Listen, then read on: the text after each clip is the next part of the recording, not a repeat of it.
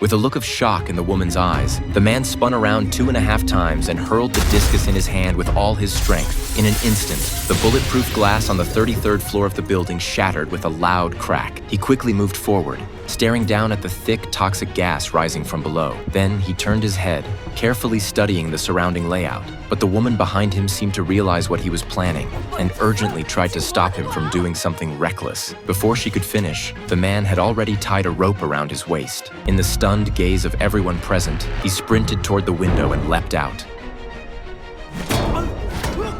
But the railing was too smooth, and he lost his footing, slipping downward. Luckily, he managed to grab onto the ledge below just in time. His parents were frozen in fear by the sudden turn of events. In a panic, they tugged on the rope to pull their son back up, but that only made things more dangerous. Thankfully, his girlfriend stepped in and warned them to stop. Realizing their mistake, everyone cautiously loosened their grip on the rope. At this point, their lives were quite literally hanging by a thread, tied to the man dangling outside. With no more help from his panicking family, the man composed himself, mustered every ounce of strength, and climbed back up. His family let out a collective sigh of relief. But just as they thought it was over, the man bundled up a bag of chalk, stomped on it a few times, then tied it to his waist, clipped on his safety harness, grabbed a stick from the floor, let out a roar, and ran toward an even higher floor.